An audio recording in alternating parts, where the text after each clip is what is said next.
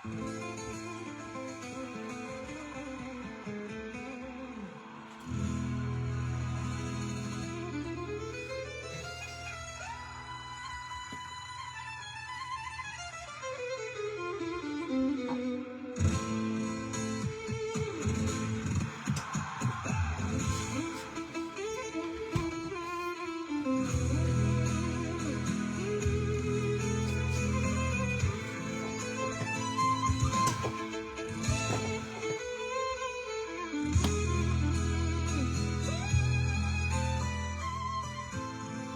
споделаме на кратка порака. Само најавив дека ќе почнам во 16 часот, така да ќе почекаме малку да се вклучат некои луѓе. Имам една важна тема, нешто да споделам со сите вас.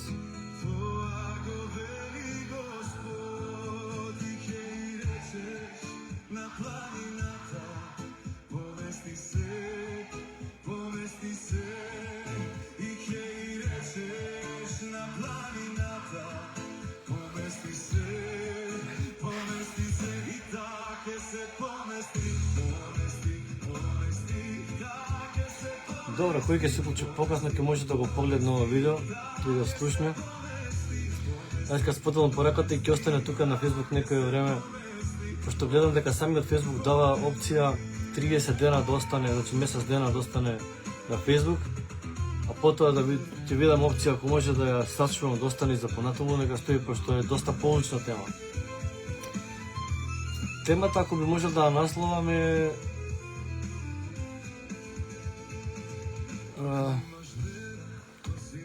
новата заповед која Исус им ја дава на учениците. Начинот како тој гледа на која е најголема заповед која Бог ја има за нас како верници, како ученици негови. Мислам да оста музика малку позадина, така тивка нека оди, да не биде прегласна.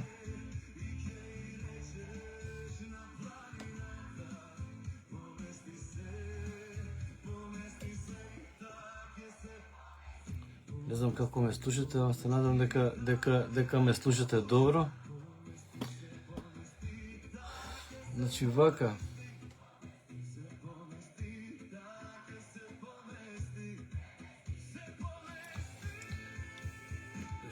Што поточно значи тоа што Исус им рекол на учениците као одете низ целиот свет, правете мои ученици. Значи не рекол правете ученици црковни, според некоја црква, да речеме, или правете ученици според, не знам, некој човек, него правете мои ученици, значи Христови ученици, кои ќе личат на Христос, значи не на некоја црква или деноминација, значи нема, кај Исус нема деноминација, кај Исус црквата е една. И многу луѓе погрешно ги толкуваат стиховите, каде што се фаќаат за тие стихови. Добро, говорите, значи Исус им вика правете мои ученици, учејќи ги да пазат се што сум ви заповедал. Но ајде да видиме што Исус ни заповеда, значи дали Исус ни заповеда нешто, некои разни закони, што Исус заповеда уствари, Библијата што ни кажува. Во Матеј 28 глава е тоа 19 и 20 стиха што вика учејќи ги да пазат се што сум ви заповедал. Тук има малку забелешки на компјутерот каде што да можам да значи што би значило тоа, да речеме, да вака сега, значи Исус не ни даде список закони според Стариот Завет, него тој ни даде само една заповед во Јован 13 глава 34 стих. Значи во Јован 13:34 Исус ни вика нова заповед ви давам, да се љубите еден со друг како што јас ме љубев вас. Значи заповедите на Исус не се значи како во Стариот Завет. Исус дојде не да го укине Стариот Завет, тоа само го кажа, него да го исполни. Но не рече дека со тоа ни објаснува дека ние сами не можевме да го исполниме Стариот Завет. И тој дојде наместо нас да ни помогне, тој да го исполни Стариот Завет. И секој кој го прифаќа Христос како негов спасител и кој што прифаќа дека Исус наместо мене исполни се, и за мене више нема осуда. Значи, постанува Божи човек, едноставно со прифаќањето на Христос и автоматски ја добива таа привилегија као да го исполни законот. А Исус вика, вас ви давам сега нова заповед. Значи, љубете се еден со друг како што јас ве љубев вас. Поздрав, браќа.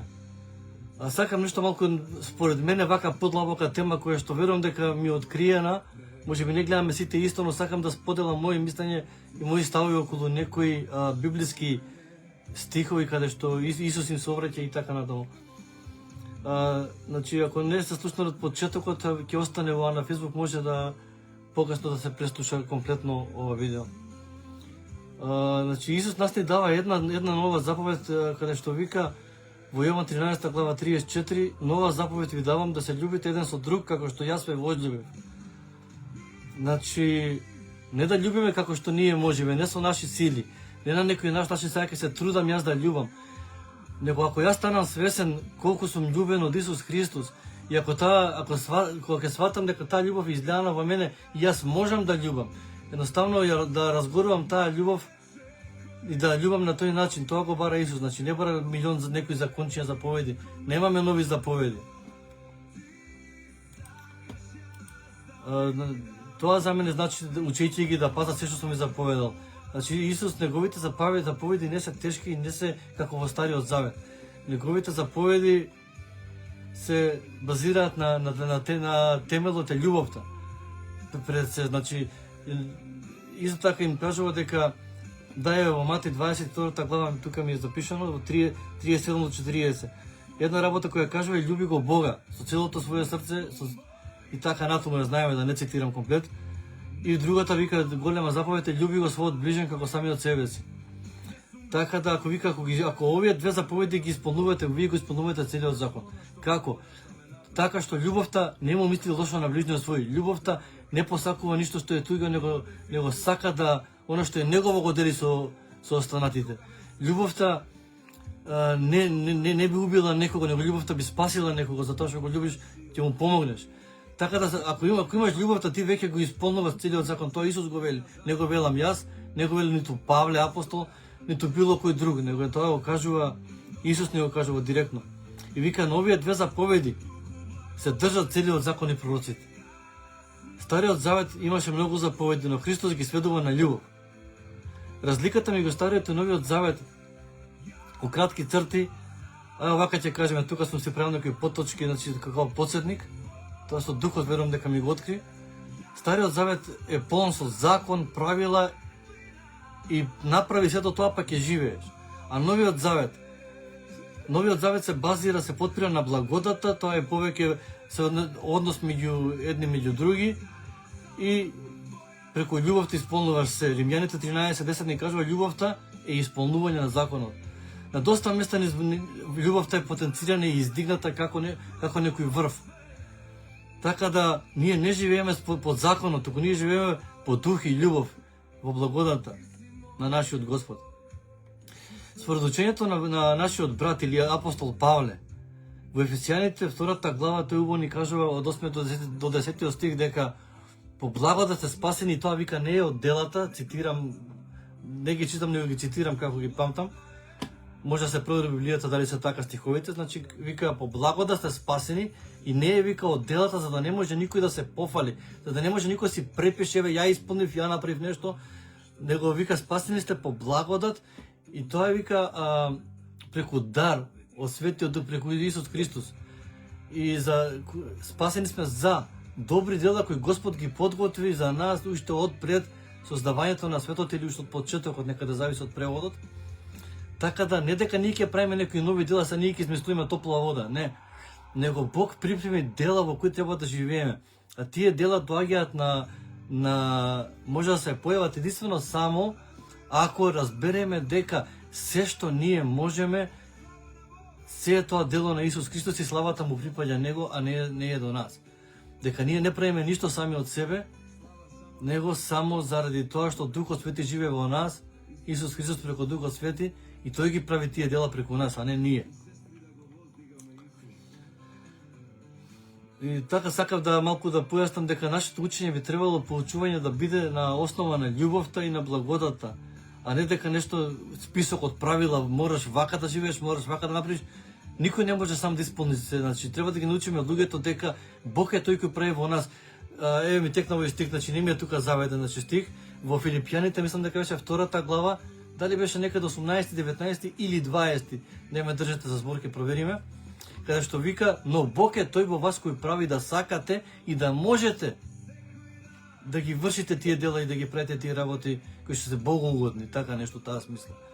Така да ништо не е од нас, браќа, значи ако ние паѓаме во замка, ако мислиме дека сами можеме да направиме нешто, дека сега ние ќе правиме добри дела за Господ, као јас сега ќе правам, јас не можам ништо. Ја имам добра воља, но апостол Павле кажува исто така во, мислам дека во Римјаните беше, не знам точно која глава беше, им кажува дека често пати вика не го правам тоа што го сакам, значи јас желба за добро во мене има, но вика често пати правам оно што не го сакам, лошо да го правам. Зошто? Затоа што во мене уште живее и некој стариот човек, има борба. Кога тој сака да се истекне, да као сакам да правам добро, но нешто внатре не ми дава да направам добро, има некоја завист, но тоа ќе се менува, значи преку свесноста, преку обновување на умот, дека ние веќе сме ново сознание. Не сме стариот човек кој бил пред да го познава Христос. Така да ништо не зависи од нас. Значи, од нас само зависи добра волја да сакаме да прифатиме дека Божиот начин на размислување и дека Божиот дух е доволно силен и денеска да прави во нас промени и да му дозволиме да ги прави тие промени Светиот Дух, а не ние сами.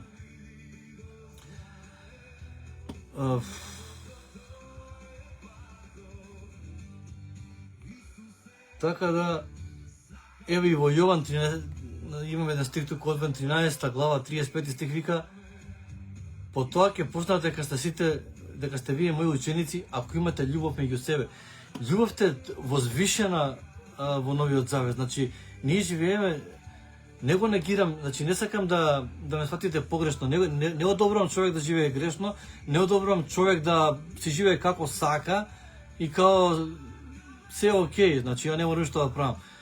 Но треба да свати дека силата и желбата да се прави нешто добро доаѓа од Бога. И дека колку повеќе ние го запознаваме Бог и како Исус живее, се го поручуваме неговиот живот и го обновуваме нашиот ум, тоа станува реалност во нашиот живот само преку обнова на умот, а не прво ќе пробаме ние да правиме, ќе се мачиме да правиме нешто, па после, значи, вака би рекол една кратка дефиниција. Од тоа што сум во идентитетот што ме представи Христос, кој сум јас така ќе почнам да живеам. А не дека ќе живеам нешто, па тоа ќе го направим мојот идентитет. Ако јас сум крадец, идентитетот ми кажува ја одам да крадам. Ако јас сум благословен човек, ја делам благослови. Ако јас сум Божи помазаник, ја кога зборувам ширам помазание ќе брекетам. Значи, колку повеќе станувам свесен кој сум јас, можам тоа да го давам и така да живеам.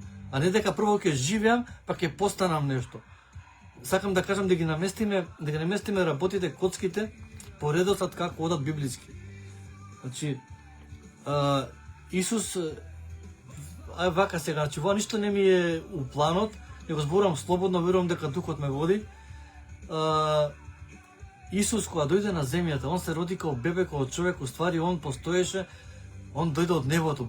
Лично Бог слезе од небото, вика, зеде тело на човек, се понижи сами од себе, ја остави славата и стана како еден од нас личен, значи, не зимајќи го као за некоја придобивка тоа што е он Бог. Или на друго место превод кажува исто Отецот, значи тој е еден е Отецот и Синот. Една личност, еден дух, само значи Господ е тук, зеде тело и стана како ни се представи нас како син и затоа вика на некои места дека кој ме види мене го види Отецот, значи самиот Отец е во мене, така натаму со Отецот сме едно. Има доста стихови кои што кажува дека лично Бог е во тоа тело. И сакав да кажам, значи Исус дојде, но Исус не стана Бог. Исус за тоа што беше Бог, правеше божествени работи. А не дека Исус почна да прави нешто, па стана Бог. Значи Исус дојде како Бог, како Богот човек. Значи човек, но со Божје обличе, комплетно Бог, по комплетно човек. И оно тоа што беше Бог правеше божествени работи. Значи ако јас сватам дека Бог живее во мене и дека ја не сум сега, сум бил некогаш обичен човек, сега станувам веќе јас Божи човек, за да не речам може малку екстремно богот човек. Но сите кои имаме Христос, ако Христос беше богот човек, ни ја дава таа природа како богот луѓе, богот човек. Значи да правиме божествени работи. Не може обичен човек да прави божествени работи.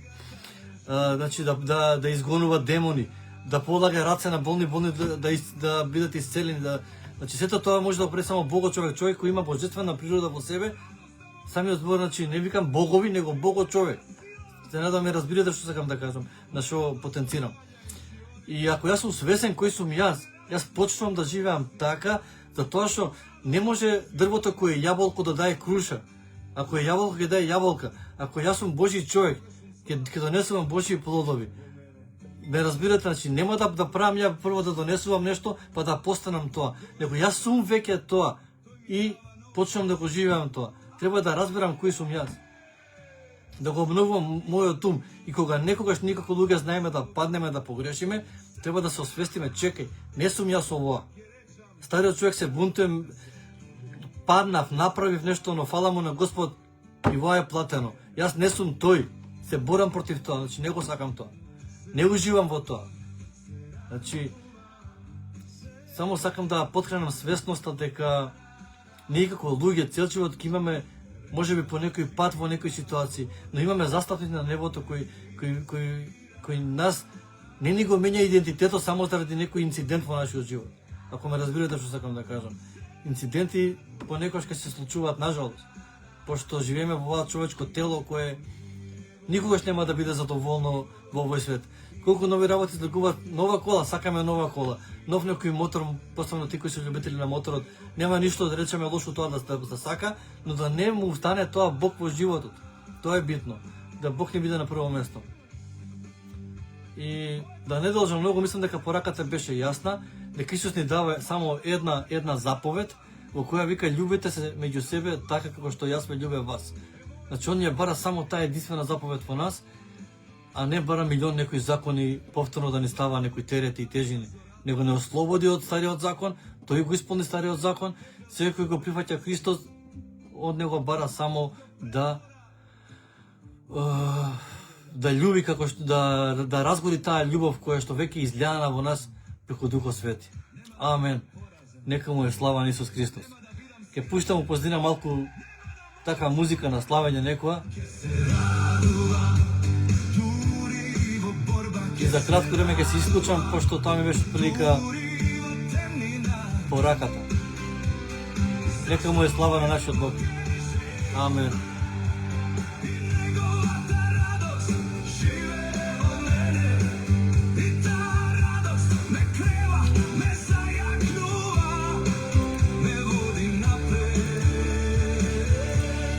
Радоста во Господа е мојата сила. Се радувам, да. Река од жива вода од мене извира. Халелуја. Слава ти Господа.